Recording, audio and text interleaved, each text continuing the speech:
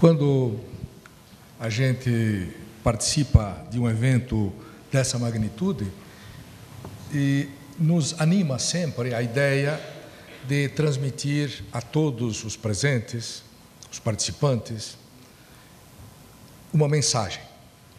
Uma mensagem que é, na verdade, o fruto de alguma experiência que se tem e que se procura compartilhar. E é por isso que eu sempre lembro das palavras do poeta quando ele diz: se um dia estiveres disposto a transmitir uma mensagem, que não te detenham o pessimismo, a indiferença, a descrença ou a frieza deste mundo. Se um dia estiveres disposto a transmitir uma mensagem, comunica-a. Comunica-a apesar de tudo, porque uma mensagem é necessária para quebrar um pouco a gélida incomunicabilidade do mundo. Porque o que tens não é apenas posse tua, é recado que pertence a todos e a todos deve ser entregue. É com essas palavras que eu agradeço o convite para participar desse evento, as palavras generosas do professor Marco Antônio César Villatore, pelo fato de estar aqui presente também numa mesa que participa o professor Matteo Carbonelli, que tive a oportunidade há poucos dias de conhecê-lo pessoalmente, passei a admirá-lo, professor da nossa área de Direito do Trabalho, professor italiano que tem tanto produzido nessa área e especialmente na área dos direitos humanos. Cumprimentar a todos e a cada um, e faço aqui então aproveitar a oportunidade para cumprimentar a nossa presidente em exercício, a desembargadora Marlene Sugimoto, na qual eu cumprimento todas as pessoas que estavam na mesa e fico extremamente satisfeito de poder participar de um evento em que temos personalidades tão importantes participando e manifestando-se a respeito de um tema que é um dos temas mais delicados e importantes que nós temos na área do direito do trabalho. Quando a gente fala na questão de saúde e trabalho e segurança, muitas vezes nos esquecemos que o Brasil passou, no curto prazo, de 20 ou 30 anos, por grandes tragédias do meio ambiente, que não foram só tragédias específicas do ponto de vista econômico, do ponto de vista de perdas de empresas, de perdas de projetos empresariais, mas especialmente perdas de pessoas que ficaram comprometidas pela morte e a família, ou perdas no sentido de serem prejudicadas nas suas estruturas físicas e emocionais. E eu, então, na minha exposição, procurei lembrar de 3 grandes tragédias, e quando se fala em tragédias, se lembra de acontecimentos que geraram impacto na nossa sociedade, e eu procuraria, então, lembrar de 3 grandes tragédias que, digamos assim, sinalizaram a importância desse tema e pela qual essa importância nós temos que trabalhar, estudar e apresentar estímulos à prevenção, estímulos ao debate e estímulos a que essas coisas não se repitam. Eu lembraria, em primeiro lugar, da grande tragédia que aconteceu e que começou a acontecer na década de 1970, na região de Paulínia, no estado de São Paulo. Essa tragédia, um acontecimento que despertou grande horror a todos nós, brasileiros, foi quando, nessa década de 70, uma empresa norte-americana, especialmente em 1974, a Shell do Brasil, adquire uma área no município de Paulínia, São Paulo, e passa a fazer lá, a produzir 3 produtos especificamente: o Aldrin, o Endrin e o Dieldrin.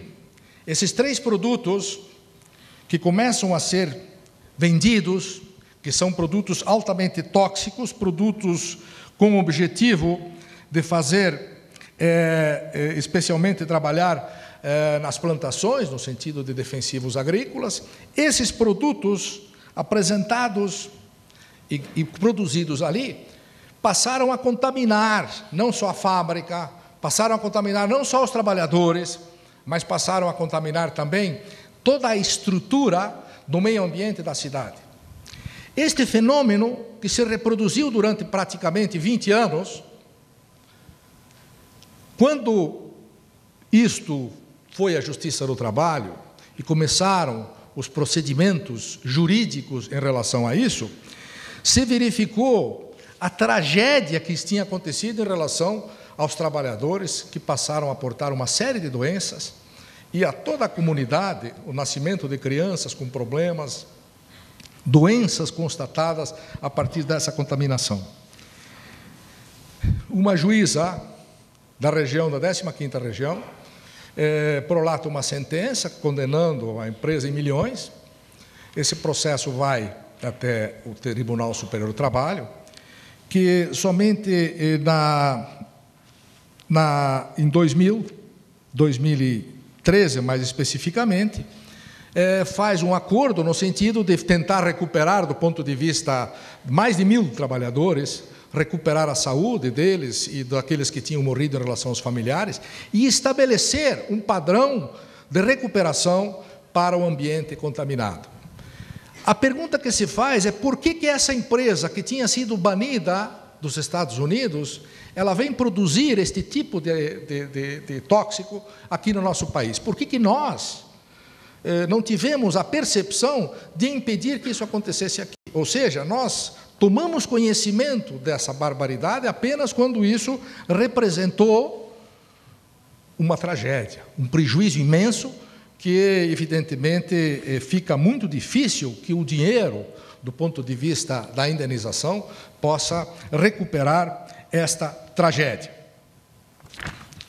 Uma outra questão que acontece logo em seguida do acordo deste caso de Paulínia foi aquilo que nós ainda lembramos, que aconteceu especificamente no dia 27 de janeiro de 2013, que foi a tragédia da Boate Kiss.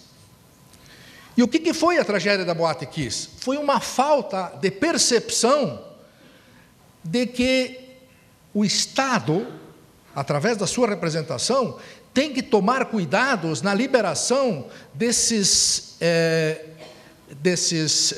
locais onde se pratica a dança, onde se pratica a alegria, onde se pratica a beleza dos nossos jovens que vão lá para se conhecerem, trocarem ideias, dançarem, etc. E o que acontece na Boate Kiss em Santa Maria? Havia barulho, como costuma acontecer nas boates, e isso perturbava as pessoas que estavam morando ao redor. E o Ministério Público intervém, determina, então, faz um acordo para que a boate faça um processo de recuperação ambiental, para que o som não saia dali, e essa recuperação ela não foi devidamente acompanhada, e o produto ali colocado para fazer essa redução do som passa a ser um produto que tem problemas de combustão, altamente combustível. E aí, quando a orquestra solta fogos de artifício, há combustão. Essa combustão é muito violenta, muito rápida. A produção de um gás, cianeto, que é o gás que foi importante na época da Segunda Guerra Mundial, pela qual os nazistas, nos campos de concentração, faziam o assassinato das pessoas, e as pessoas não conseguiram sair da boate porque o local não tinha condição boa para estabelecer a saída. Esta morte de 242 pessoas, e naturalmente toda a tragédia que se acentua na cidade de Santa Maria em relação às pessoas, às famílias, né? Aqueles que ficaram doentes por causa disso, ainda há um processo trabalhista, processo criminal, processo administrativo, há todo um conjunto jurídico de coisas se fazendo para tentar solucionar isso do ponto de vista indenizatório. Mas o fato é que 242 pessoas, especialmente jovens, já morreram. E eu me surpreendi quando fui estudar esse assunto em descobrir que no Brasil nós temos uma prática muito interessante, que é a prática de fazermos, quando não conseguimos resolver algumas coisas por intermédio da justiça, né, que a justiça hoje ela vem sendo uma solução para quase todos os problemas, né? Então, nós fazemos uma lei, que é a de 70, então, que esta lei resolva os problemas de forma absoluta. É verdade que, antes de vir essa lei, já se gerou em todo o Brasil, e nós verificamos isso em Curitiba, que as casas noturnas, elas já têm alguma preocupação com a saída dos jovens, a entrada, e especialmente a quantidade de pessoas que podem estar ali. Portanto, de alguma forma, já se gerou alguma preocupação com a saúde e a segurança dos frequentadores e, para falarmos em trabalhadores, das pessoas que trabalham nesses locais. Mas há uma lei apelidada de Lei Kiss, né? Que é a lei que foi sancionada agora no dia 31 de março de 2017, a lei número 13.425 de 2017, que define normas mais rígidas sobre segurança, prevenção e proteção contra incêndios em estabelecimentos de reunião de público e se dirige naturalmente a todos os estabelecimentos do Brasil. Houve uma porção de vetos na lei, mas o fato é que gerou-se uma preocupação, e essa preocupação de uma coisa que aconteceu em 2013, nós temos uma preocupação federal acontecida em 2017. Né? É a letargia das soluções do ponto de vista da legislação. Mas temos ainda uma tragédia, que talvez seja a tragédia das tragédias, que é aquilo que aconteceu em Mariana, que é, sem dúvida nenhuma, talvez a maior tragédia ambiental que aconteceu no mundo inteiro, talvez equiparada a Chernobyl. E eu aqui, aproveitando que se trata de alguma coisa acontecida em Minas Gerais, aproveito para fazer uma homenagem ao meu querido amigo Sebastião Geraldo de Oliveira, professor dos mais conhecidos por todos nós, que tem obras específicas sobre este tema do acidente de trabalho, doenças ocupacionais. Quando veio a competência para nós, eu me lembro que falando com a doutora Marlene, a doutora Rosemary, enfim, com o doutor Marcos Aurélio, e todos os colegas, a dúvida que sempre nos aparecia é o seguinte: onde nós vamos estudar esse tema? Porque nós não tínhamos essa habilidade para lidar com as questões de acidente do trabalho e doença ocupacional. E, de repente, surge o conhecimento que estava lá, a obra do nosso professor Sebastião Geraldo de Oliveira, para nos ajudar a enfrentar essas dificuldades próprias do tema, que são que nós, na Justiça do Trabalho, tínhamos um conhecimento daquilo que gerava, de alguma forma, algum tipo de indenização, mas não chegava nem perto das questões específicas do acidente do trabalho e da doença ocupacional. E é exatamente a partir daí que nós passamos a compreender e nos inteirar da importância que tinha isso para o direito do trabalho. Mas a terceira tragédia, ela aparentemente, do ponto de vista específico de mortos, ela é menor do que a tragédia da Boate Kiss, porque informam os textos da imprensa que esse acontecimento do dia 5 de novembro de 2015, portanto vai completar agora em novembro 2 anos, os mortos, num primeiro momento, foram 19. Mas, do ponto de vista daquela montanha de lama que desce com aqueles rejeitos e entram nos rios e causam um problema na transmissão de todos esses rejeitos por uma quantidade enorme de quilômetros dos rios, contaminando as regiões ribeirinhas, contaminando as populações e soterrando praticamente a cidade de Bento Rodrigues, que era uma cidade que estava no sopé desta mineradora, deste local que foi derrubado. Qual é o grande problema que surge aí? A ideia de que não há um espírito de prevenção, especialmente desses grandes empreendimentos. E essa falta, essa ausência de preocupação com a prevenção, ela é um dos motivos básicos para que se tenha o horror dessas consequências nefastas e que geram para nós a ideia é o seguinte, que o que nos interessa é resolver os problemas das microlesões individuais e não nos preocuparmos com essas possibilidades das chamadas macrolesões. E aí talvez esteja o grande problema quando se estuda as questões relacionadas à segurança e à saúde. Temos que nos preocupar com essas grandes obras, com esses grandes empreendimentos e com esses problemas que reúnem um grande número de pessoas, porque aí está um exemplo que a gente pode dar para que as empresas pequenas, para que os pequenos empreendimentos possam se inspirar nessas preocupações preventivas e evitar com que esses danos possam acontecer. Nós, no direito do trabalho, temos descurado, ao longo da história, de um dispositivo do Código de Processo Civil, que agora vem reproduzido de forma, inclusive, um pouco mais ampla, no novo Código de Processo Civil, que são as questões relacionadas à tutela inibitória, que é um instituto que é transcrito, que é recebido do direito italiano, que vem para o brasileiro através do professor de processo civil lá da Universidade Federal, professor Marinoni.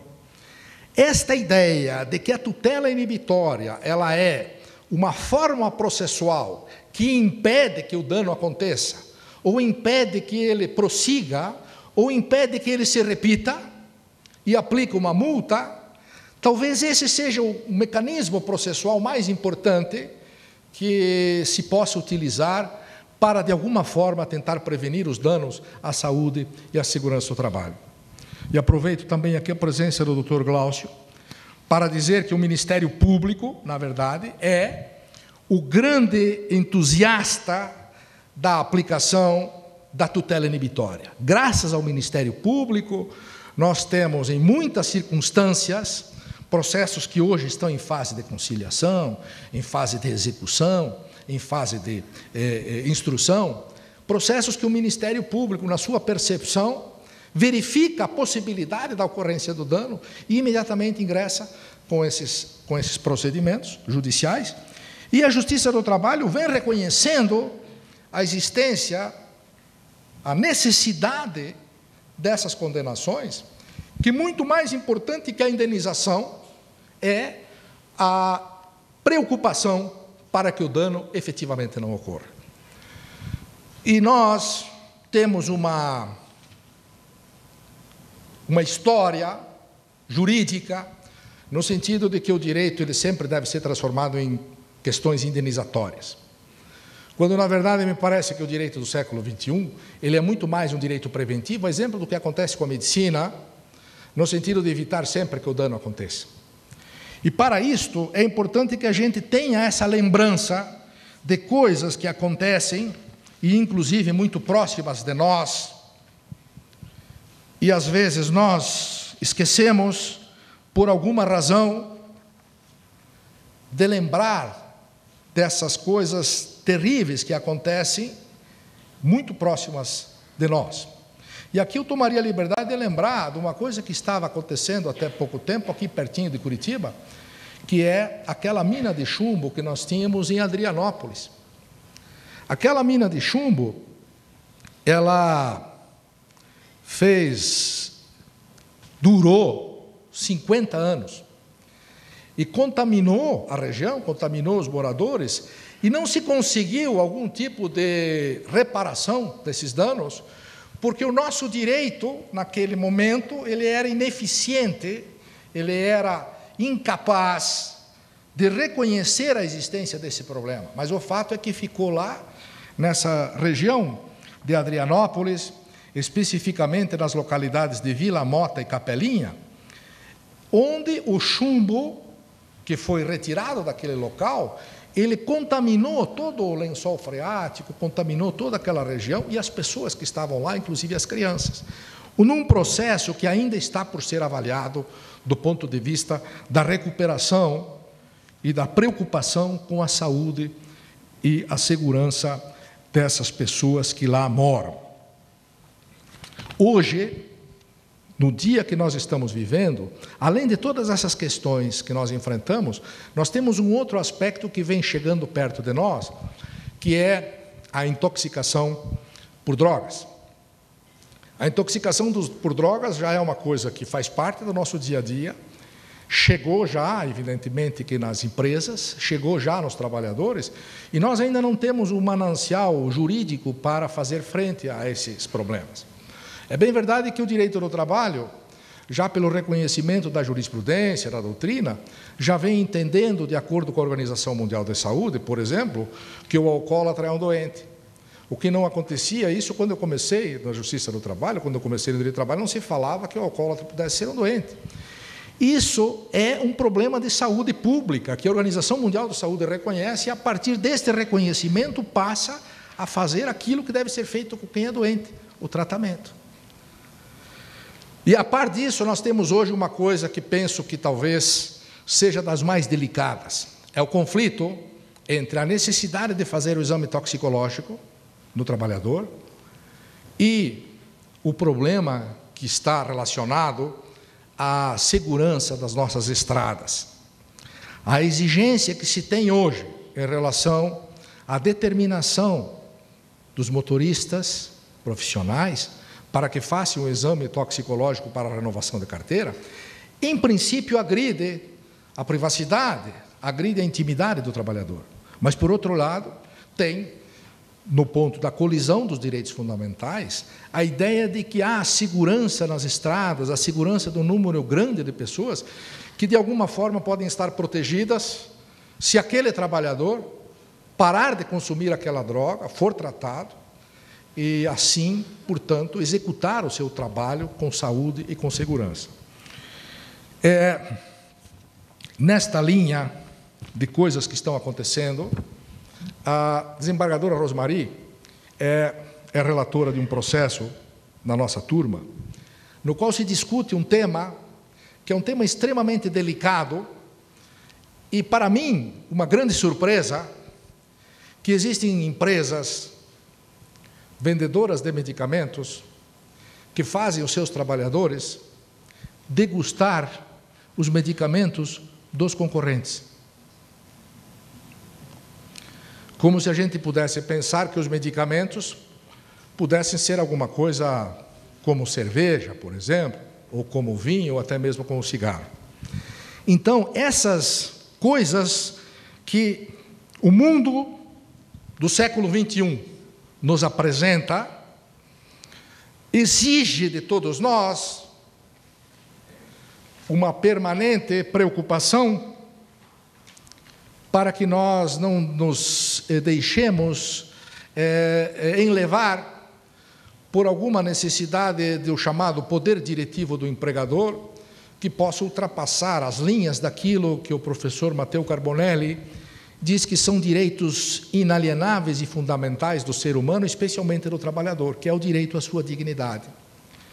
Então, se nós permitirmos que esse tipo de coisas aconteça, evidentemente que nós estamos trazendo para dentro das empresas a tragédia futura, ou seja, transformando nossos trabalhadores em verdadeiras párias de uma sociedade que já tem por si só outros problemas e que não precisa mais destes problemas. Quando eu aceitei o convite do Dr. Marcos para vir conversar aqui com todo este público qualificado, eu ainda tinha dito ao professor Villatore que era um tema que, na verdade, exigiria um esforço de síntese, até porque todos que estão aqui, de alguma forma, estão ligados a este tema, têm preocupações com este tema. Então, o meu principal objetivo era destacar algumas referências que pudessem indicar que é um tema que tem diversas facetas e que o nosso século XXI está nos apresentando desafios imensos que passam por compreender o meio ambiente. Esses dias eu li um livro de uma autora russa que trata da tragédia de Chernobyl. É uma coisa assim impressionante como é que um Estado, do tamanho que era na época, ainda toda aquela composição da Rússia, né, todos aqueles estados ligados, pôde deixar, primeiro, que acontecesse este problema, e depois que aquilo se desgarçasse em relação à população, e que a população fosse sendo destruída ao redor sem uma efetiva preocupação em proteger as pessoas em relação àquilo. Dirão que também aconteceu isso no Japão e também aconteceu lá em Fukushima, mas lá, de alguma forma, embora com danos, com problemas, houve uma preocupação do Estado com uma proteção efetiva da população. E a grande verdade é que essas usinas nucleares, hoje, elas estão em xeque exatamente pelos riscos e pela impossibilidade de se garantir, ao contrário do que se dizia na Rússia na época, a segurança da população próxima a estas usinas nucleares. Quando nós, no direito do trabalho, nos preocupamos em afirmar certas coisas, o Ministério Público vem com processos, a Justiça do Trabalho emite decisões que vão para o tribunal, vão para o TST, a ideia aí é apresentar, do ponto de vista pedagógico, algumas ideias que possam ser aproveitadas para que aquilo não ocorra mais. A garantia da segurança e da saúde no trabalho, nas empresas, se faz a partir dos exemplos de como não se deve fazer. Mais ou menos, se pudéssemos tomar o exemplo das nossas famílias, aquilo que a gente faz com os nossos filhos, que os nossos pais fizeram conosco, no sentido de coisas que não se podem fazer. E essa ideia, penso que ela tem que ser disseminada, e esse encontro, o professor Villatori, penso que ele faz este papel importante.